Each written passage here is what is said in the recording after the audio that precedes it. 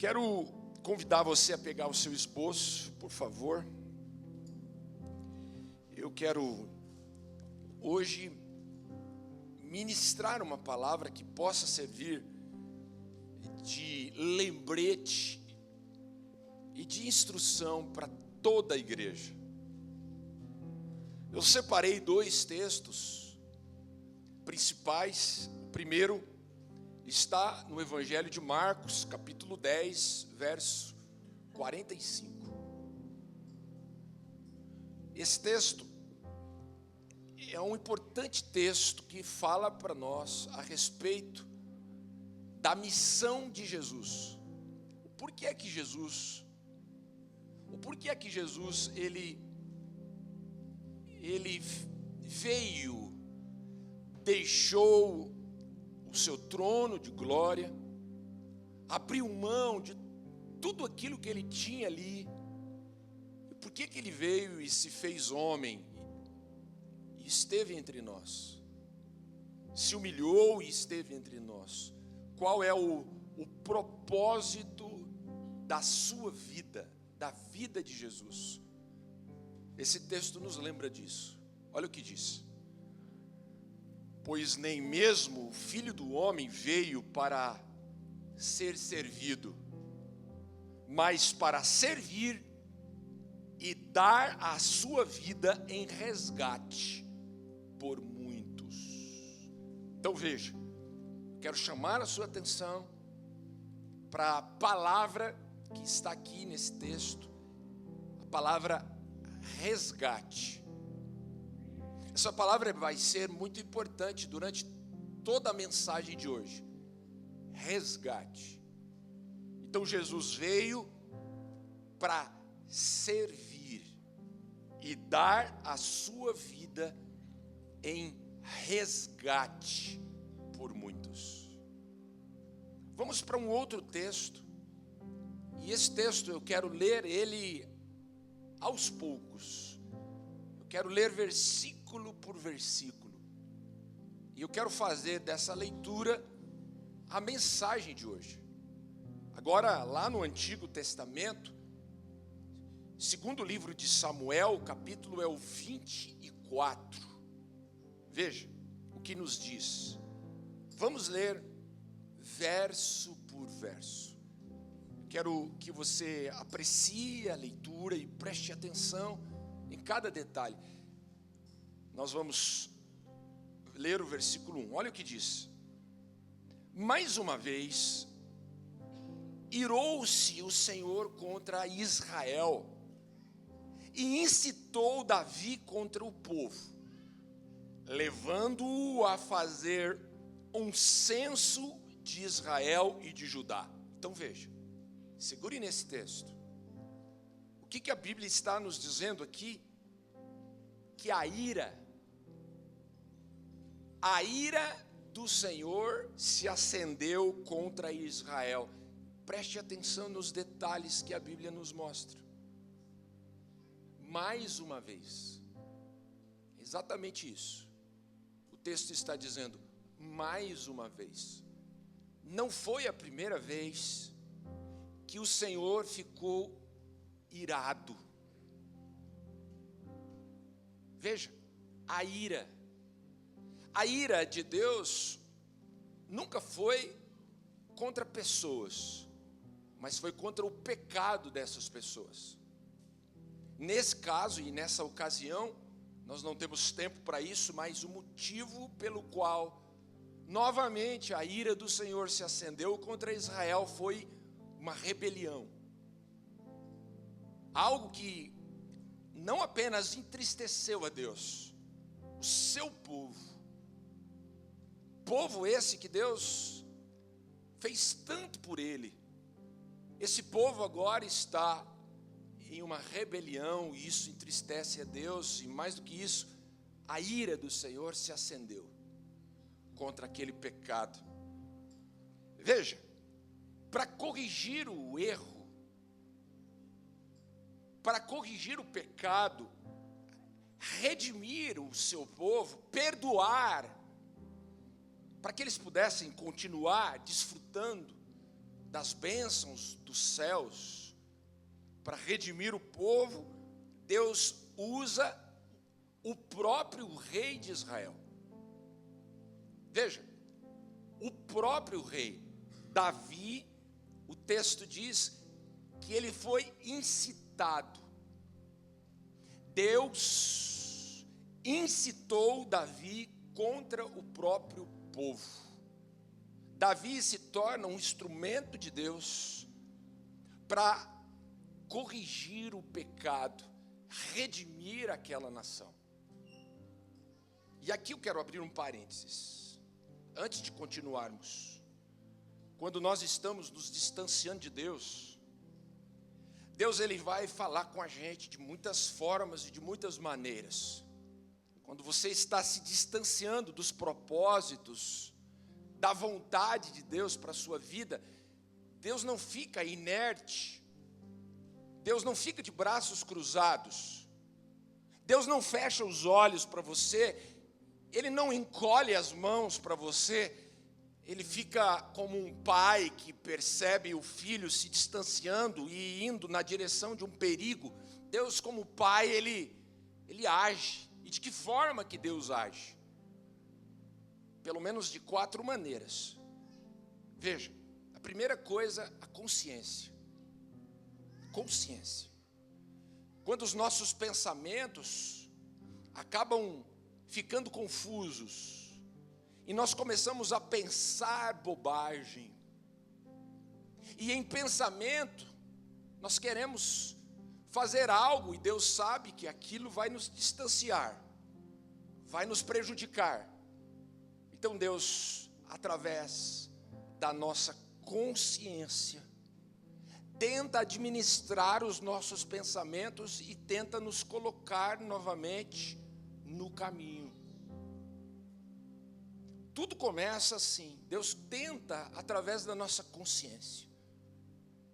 Mas uma vez que a gente não toma consciência e continua tentando ou querendo fazer aquilo que vai nos levar, quem sabe, para um erro grande, uma consequência enorme, Deus tenta e vai para um outro nível. Ele tenta falar conosco através de um conselho. Ele vai levantar pessoas. Às vezes são aqueles amigos piedosos que você tem, às vezes é alguém da sua casa, da sua família, é o seu pai, a sua mãe, às vezes o seu cônjuge, até mesmo pessoas que você não conhece. Deus pode usar para que Ele, através de um conselho, tente colocar você novamente no caminho. Mas existem pessoas que não tomam consciência, e existem pessoas que não ouvem conselhos, e então Deus tenta, e uma outra forma que Deus tenta falar é através de uma correção. É quando as coisas começam a dar errado na sua vida, e você não consegue perceber o porquê é que as coisas estão dando tão errado.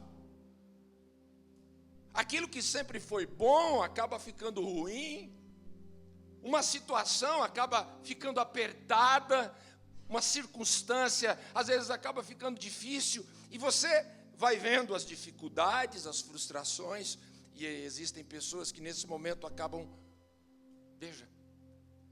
percebendo, eu não posso continuar, eu preciso voltar, eu não posso viver sem Deus, eu preciso me aproximar dele. Mas existem pessoas que não,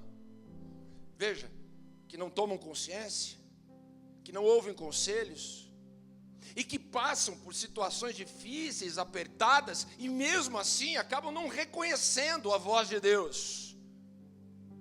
E aí então Deus vai para um outro estágio, que é justamente o estágio da calamidade. Da calamidade. Veja, não é que Deus causa uma calamidade, mas Ele permite você a chegar nesse ponto. Existem pessoas que acham que Deus vai e coloca uma calamidade. Não, todas as vezes que você pega um caminho que não é o caminho de Deus, veja, as coisas vão piorando e você pode chegar nesse estágio. Deus pode permitir que você chegue em um estágio de catástrofe. O que é isso? Não é algo para destruir você. Deus, tendo um plano da sua vida, Ele não permitiria você ser destruído. Mas veja, Ele vai, sem dúvida, tentar despertar o seu coração, humilhando você, tudo para restaurar você, para colocar você novamente no caminho. Eu, particularmente, nunca quero precisar de uma calamidade para ouvir a voz de Deus. Particularmente, eu nunca quero chegar nesse ponto tão distante, ao ponto de chegar a viver uma catástrofe, para reconhecer que eu não posso viver longe do meu Pai Celestial. Agora vamos retornar para o texto, lembrando que o nosso foco é a palavra resgate. A palavra resgate. A Bíblia diz no versículo 1, então, que a ira se acendeu contra Israel e Deus permitiu que Davi, o rei de Israel, fizesse um censo. O que é censo? Uma contagem. Nos nossos dias seria o serviço que o IBGE faz, de passar de casa em casa contando as pessoas. Deus permitiu que Davi fizesse isso. Versículo 2. Então, o rei disse a Joabe e aos outros comandantes do exército: vão por todas as tribos de Israel, vão lá desde Dan até Berseba e contem o povo para que eu saiba quantos são. Então veja, Davi queria saber o número de pessoas. Quantas pessoas tinham em Israel? Ele queria saber o número, o tamanho do seu exército. Versículo 3. Joabe, porém, respondeu ao rei: que o Senhor teu Deus, multiplique o povo por 100, e que os olhos do rei, meu senhor, o vejam. Mas por que, ó rei, meu senhor, deseja fazer isso? Então percebe, uma pergunta que o Joabe está fazendo para o rei. Na verdade, Joabe está tentando aqui aconselhar o rei. Na verdade, o Joabe, ele pressentiu que algo estava errado. Ele tentou abrir os olhos do Davi, do rei Davi, dizendo: Davi, o que você vai fazer, Davi? Mas veja, versículo 4. Mas a palavra do rei prevaleceu sobre a de Joabe e a dos comandantes do exército. Então eles saíram da presença do rei para contar o povo de Israel. Veja, Davi não ouve o conselho de Joabe e insiste e manda que eles realmente saiam. E eles saem e eles vão de tribo em tribo. Eles vão de tenda em tenda, de casa em casa. E eles começam a fazer esse recenseamento, essa contagem. Versículo 8. Percorreram todo o país e voltaram a Jerusalém ao fim de 9 meses e 20 dias. Veja, 9 meses e 20 dias foi o tempo que demorou essa contagem. Versículo 9, então Joabe apresentou ao rei o relatório do recenseamento do povo. Havia em Israel 800.000 homens habilitados para o serviço militar. E em Judá, 500.000, ou seja, somando, mais de 1.300.000 homens. Esse era o número de homens maiores de 21 anos que foram contados, isso sem contar mulheres e crianças. Agora veja, versículo 10. Depois de contar o povo, Davi sentiu remorso. Diga comigo, Davi sentiu remorso. Veja, a consciência de Davi nesse momento pesou. ele disse ao Senhor: pequei gravemente com o que eu fiz. Agora, Senhor, eu imploro que perdoes o pecado do teu servo, porque eu cometi o que eu fiz. Foi uma grande loucura. Uma grande loucura. Aí você está aqui ouvindo o sermão e talvez não saiba. E a pergunta que talvez você esteja fazendo: mas espera aí, qual é o pecado que Davi cometeu aqui? Qual é o problema em contar o povo? E para entender isso, a gente precisa dar uma pausa e rapidamente voltar um pouco na história. E todos nós sabemos, veja, a gente vai voltar lá em Êxodo, capítulo 30, verso 11. A gente sabe que Deus havia tirado Israel do Egito. Esse povo, essa nação, esse mesmo povo que havia ficado escravo no Egito por muitas gerações, mais de 400 anos. Deus levantou Moisés lá atrás, e Moisés lidera o povo, e eles conseguem se libertar do Egito, e foi para eles, sem dúvida, um grande feito. 400 anos, uma nação escravizada, Deus liberta esse povo. Agora olha que interessante, Deus libertou Israel do cativeiro, e aqui está Moisés dando algumas instruções, e foram muitas instruções, mas olha essa instrução. Olha essa lei que Deus coloca. Sempre que fosse necessário fazer um censo, olha o que diz o texto. Então diz o Senhor a Moisés: quando você fizer um recenseamento, uma contagem dos israelitas, cada um deles terá que pagar ao Senhor um preço pelo resgate por sua vida quando for contado. Diga comigo, resgate. Olha a palavra aí, a mesma palavra lá de Marcos. A mesma palavra. Então veja, quando você fizer uma contagem, todas as pessoas que forem contadas vão precisar pagar um preço.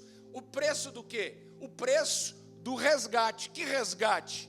Vocês não foram libertos lá do Egito? Vocês não foram resgatados? A nação toda não saiu de lá?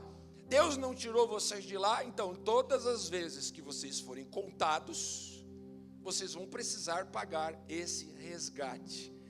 Dessa forma, nenhuma praga virá sobre eles quando você os contar. Estão entendendo? Estão conseguindo agora ligar? Vamos voltar um pouco. Vamos lembrar o que a gente já viu.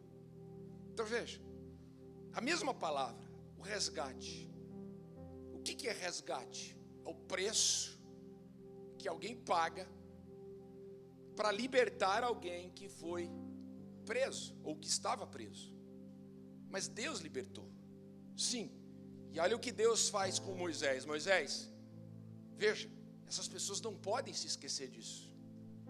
E para elas não se esquecerem disso, todas as vezes que elas forem contadas, uma, duas, cada pessoa que for contada vai precisar pagar meio ciclo, ou seja, aproximadamente 6 gramas de prata. Então, você foi contado, 6 gramas, 6 gramas, 6 gramas, 6 gramas, e aí você vai receber o dinheiro dessas pessoas, e esse dinheiro vai ser uma oferta ao Senhor.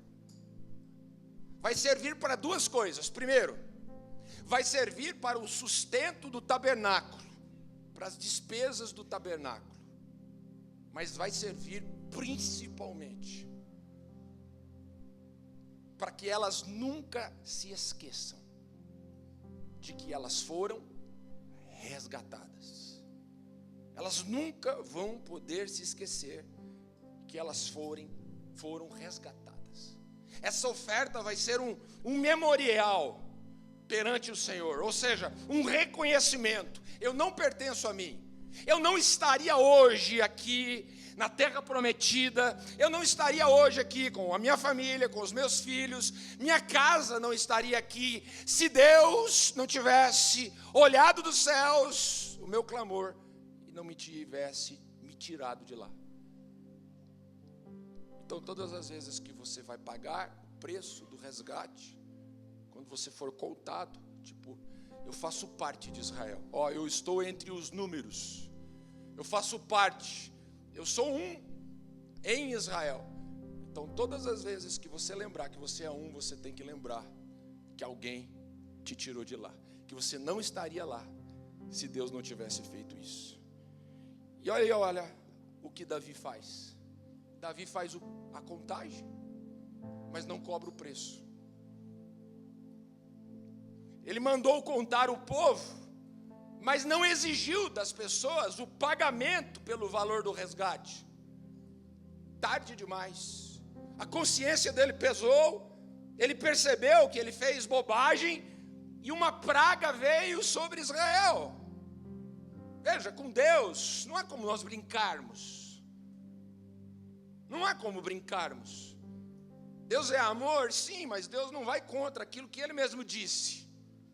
Ele é amor, mas Ele também é fiel ao que Ele disse. Ele é amor, mas Ele também é santo. Então veja, uma praga veio, versículo 15. Então o Senhor enviou uma praga sobre Israel, e daquela manhã até a hora que tinha determinado, e morreram 70.000 homens do povo, desde lá de Dan até Berseba. Para se ter uma ideia, a gente não tem tempo de ler todos os versículos, mas a catástrofe foi tanta, a praga realmente foi de tamanho prejuízo, é que o próprio Deus chegou para os anjos ali naquele momento e disse: olha, basta, já para, que não morra mais ninguém.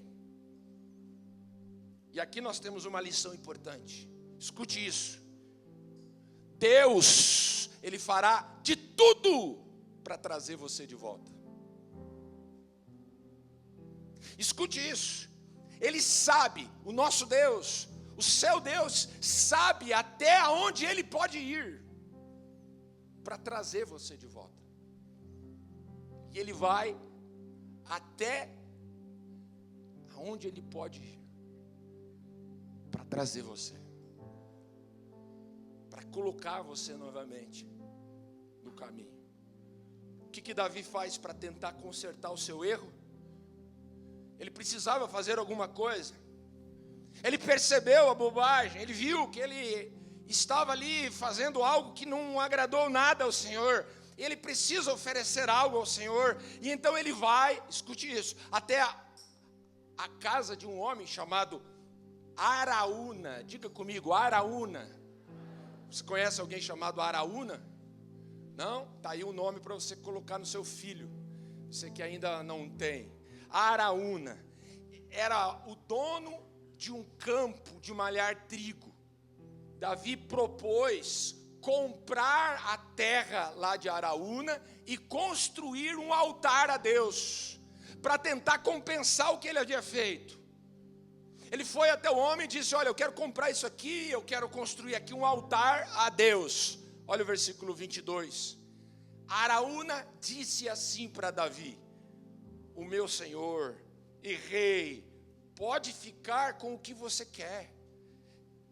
Eu te ofereço em sacrifício. Aqui estão os bois, se você quiser fazer holocausto, não é churrasco, é oferta em holocausto a Deus. E se você quiser debulhar, né, o debulhador e o jugo dos bois para lenha, está tudo aí, está tudo à sua disposição. E olha só que interessante, Araúna queria doar tudo para o rei. Fica à vontade, é tudo teu. Mas Davi diz uma das frases mais importantes, ao meu ver, do Antigo Testamento. E é uma das frases mais importantes na mensagem de hoje, que fique guardado no seu coração. Versículo 24. Davi respondeu para Araúna: não, Eu faço questão de pagar o preço justo. Não oferecerei ao Senhor meu Deus um sacrifício que não me custe nada. Veja, agradeceu, mas disse: eu não oferecerei ao meu Deus um sacrifício que não me custe nada. Davi comprou, pois, a eira, os bois por 50 peças de prata. Verso 25. Davi edificou ali um altar ao Senhor e ofereceu holocausto e sacrifícios de comunhão. Então o Senhor aceitou as súplicas em favor da terra e a praga parou de destruir Israel. Veja que história incrível. E aí a pergunta que você deve estar fazendo é: o que essa história tem a ver comigo? O que ela tem a ver com você? Veja, nunca aqueles que se batizaram hoje,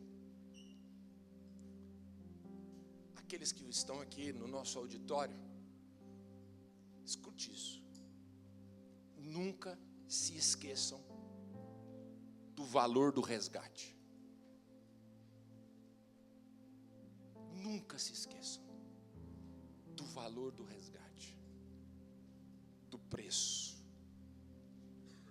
Veja, para sermos contados, e aí há um espaço para você preencher isso, para você não esquecer. Para sermos contados, é preciso que o preço do resgate tenha sido pago.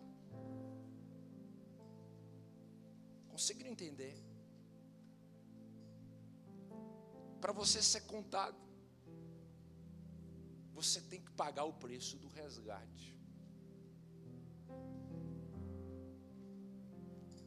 Você pode seguir uma religião a vida toda, você pode fazer parte de uma religião, você pode estar entre o número de pessoas que fazem parte daquela religião, você pode frequentar assiduamente os cultos, as celebrações, você pode sentar em uma dessas cadeiras e ser um número aqui dentro, você pode ser uma pessoa de oração até mesmo, a sua família pode ser uma família cristã, o seu cônjuge pode ser um cônjuge cristão, você pode ser alguém generoso, alguém que ajuda as instituições de caridade, mas se o resgate não for aplicado na sua vida, você ainda continuará em dívida.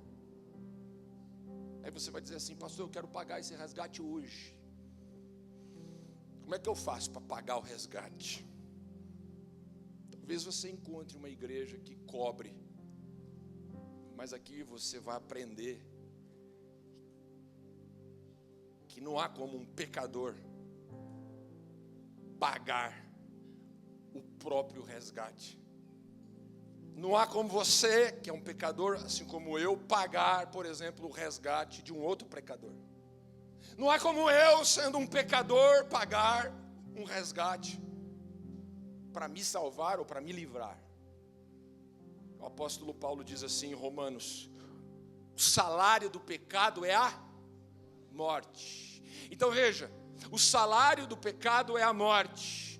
Nós estávamos, e tudo que nós merecemos é a morte. Nós estávamos condenados, nós morreríamos, e essa morte é uma morte espiritual, e ela também é uma morte física. Veja, mas o dom gratuito de Deus é a vida eterna em Cristo Jesus, o nosso Senhor.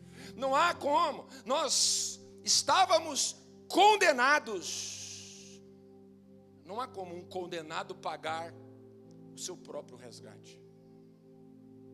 E o texto está dizendo e nos mostrando, veja, que Cristo Jesus é o nosso Senhor e Salvador. Cristo é o nosso resgatador. Cristo foi quem nos resgatou. Veja, então lá no Antigo Testamento, as pessoas pagavam um preço, e elas nunca podiam se esquecer do que Deus havia feito resgatando elas do Egito. E elas pagavam aquilo para lembrarem. Era a forma como Deus realmente estava fazendo aquele povo nunca se esquecer que eles só estavam onde estavam porque Deus os tirou de lá. Mas esse pagamento que eles faziam já apontava para uma obra maior. Lá do Antigo Testamento, a Bíblia já estava apontando para Cristo lá na cruz do Calvário. Não são mais 6 gramas de prata, mas foi o sangue de Jesus Cristo vertido na cruz do Calvário que pagou o meu resgate e o seu resgate. Consegue entender?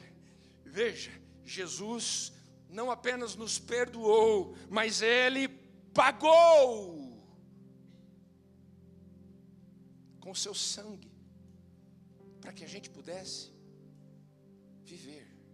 Ele morreu para que a gente pudesse viver. Rapidamente, pelo menos 3 lições importantes que a gente aprende. Anote aí. Primeiro, o resgate é pessoal e não é coletivo. Cada um dos filhos de Israel precisava pagar o seu resgate, o preço do seu resgate. Quando nós olhamos para as nossas vidas e quando nós olhamos para a vida da igreja, olhamos para hoje, então veja, Deus não salvou um povo, Deus não salvou uma massa de pessoas, um coletivo de pessoas. Deus morreu na cruz por você, por mim. Veja a individualidade da salvação, o resgate. Veja, a salvação não se transfere. Ele não morreu por um grupo de pessoas, onde todo aquele grupo agora está salvo. Não, Ele morreu por você, Ele morreu por mim. Portanto, a fé não se terceiriza. O homem não salva a mulher não salva o homem. O pai não salva o filho não salva o pai. Eu não salvo você e você também não salva a mim. Fazer parte de uma família cristã, fazer parte de uma igreja, fazer parte de uma comunidade de fé, isso não garante a salvação. Você pode, veja, se você não tiver realmente a consciência de que o resgate é individual, o valor é individual, quem vive de uma fé emprestada corre o risco de ser incluído em um censo aqui na terra, mas nunca herdar o reino dos céus. Nunca herdar o reino dos céus. Segunda coisa que a gente aprende é que o valor do resgate é igual para todos. Para todos. Ricos não pagavam mais, pobres não pagavam menos.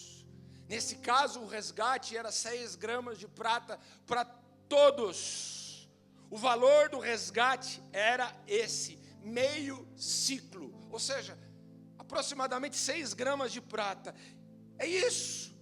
No reino de Deus é assim. O rico não pode comprar a salvação com o seu dinheiro, com a sua fortuna. O pobre, por sua vez, não pode se julgar como alguém que não tem condição de chegar até ele. Não, o pobre e o rico, todos nós, aos olhos de Deus, acabam chegando pelo mesmo caminho. Pelo mesmo caminho. Não importa a condição social, não importa se você é culto ou se você é indulto, não importa quantos cursos você tenha, de onde você veio. Talvez você está dizendo, mas a minha vida, eu não mereço, não valho nada. Veja, você realmente não merece, assim como eu também não mereço, mas nós somos salvos pela graça de Deus, graças a Jesus Cristo, que morreu por nós, na cruz do Calvário. O preço foi pago por Jesus. Não há o que nós fazermos, não há o que nós darmos, ninguém pode fazer mais do que Deus já fez. E por último, ignorar o resgate traz consequências. Davi ignorou a exigência de Deus e a peste acabou vindo sobre aquele povo, aquela nação. E veja, não foi um castigo arbitrário de Deus, foi uma chamada de volta. Deus não queria simplesmente punir aquele povo, matar aquelas pessoas, mas Deus estava interessado em chamá-los de volta. Deus fará tudo para você não se perder. Deus colocará pessoas no seu caminho. Deus falará com a sua consciência. Deus vai fechar portas aqui e vai permitir apertos ali. Se você insistir, ainda você pode chegar a enfrentar, quem sabe, até uma catástrofe. Quando você ignora as advertências, você pode enfrentar sim consequências de um coração endurecido. Agora veja, eu quero concluir. Dito essas três coisas que a gente aprende, vamos imaginar alguém, talvez devendo 50 milhões de reais. E uma dívida impagável. Ninguém conseguiria talvez pagar 50 milhões de reais. Pastor, eu nunca conseguiria, eu não sei nem quanto é isso. Agora imagine então alguém chegando, pagando os seus 50 milhões que você deve e dando você ainda mais 50 milhões para garantir o seu futuro,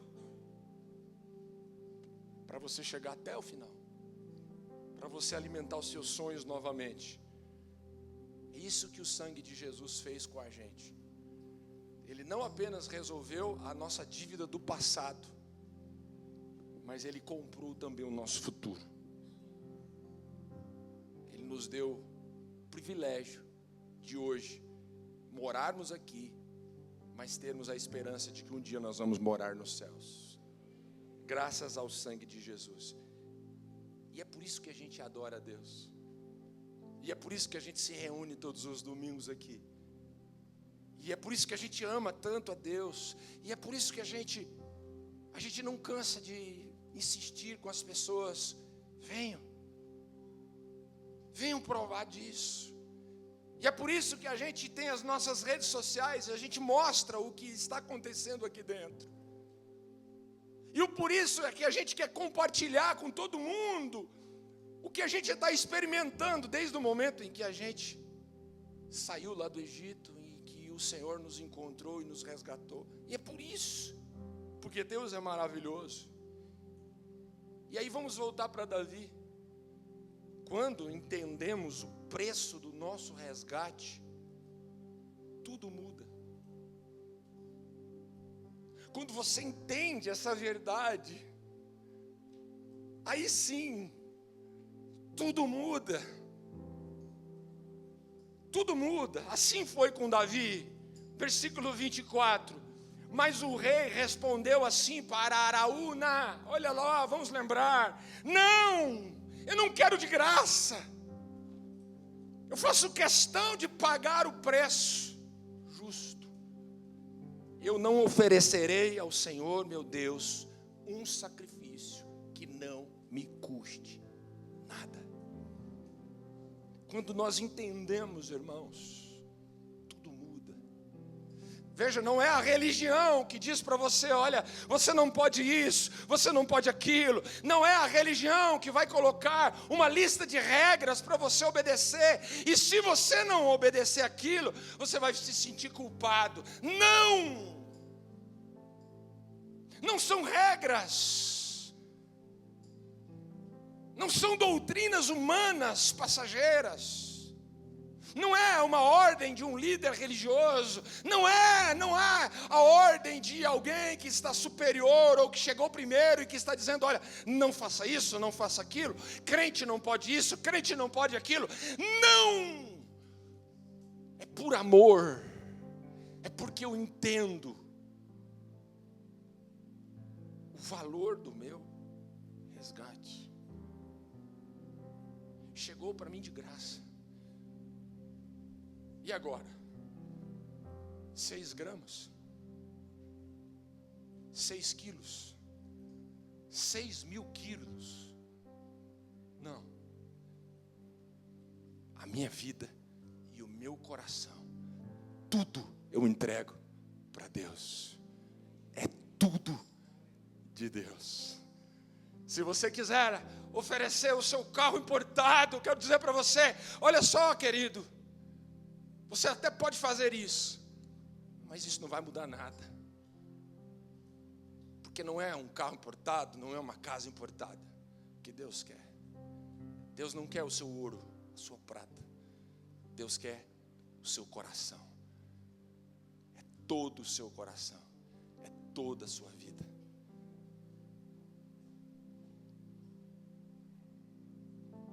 Quero convidar você, nesse momento, a se colocar em pé.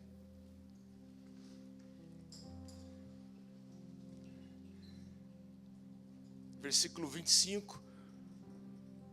Olhe para mim, a gente vai encerrar. Davi comprou aquele terreno, aquela terra.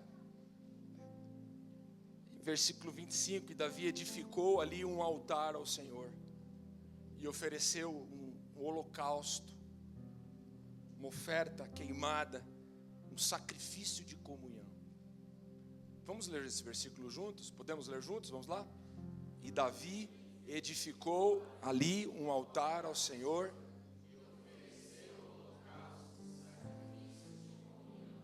Isso.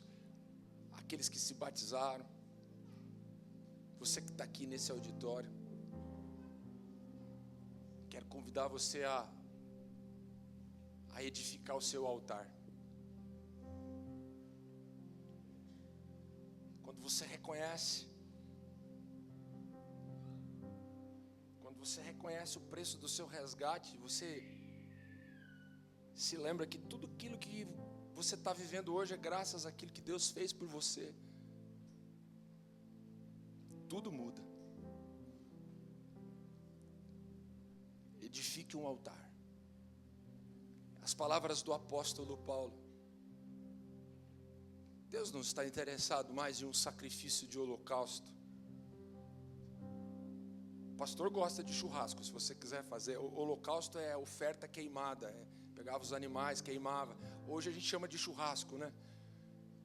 Mas Deus não está interessado em um sacrifício de holocausto. Talvez o seu pastor esteja, mas Deus não. Deus não está interessado em você pegar um casalzinho de pombinhos e ir ali matar eles, tirar o sangue e oferecer. Deus também não está interessado no seu dinheiro, apesar que a sua obra é mantida com dinheiro, mas Deus não está interessado no seu dinheiro. Não são 6 gramas de prata. Não é você comprar uma terra dessa, mas as palavras do apóstolo Paulo. A partir de agora, você precisa ser oferecido a Deus um sacrifício vivo. É você. Se alguém tem que ser queimado, que seja você. Então, que a música que a gente cantou faça sentido. Que você possa se desgastar. Que você possa se entregar tudo, para que o nome do Senhor seja glorificado. Ele é o seu resgatador.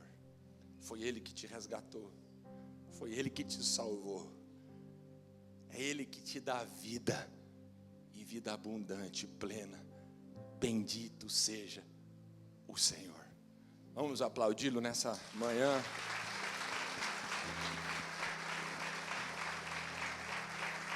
Amém.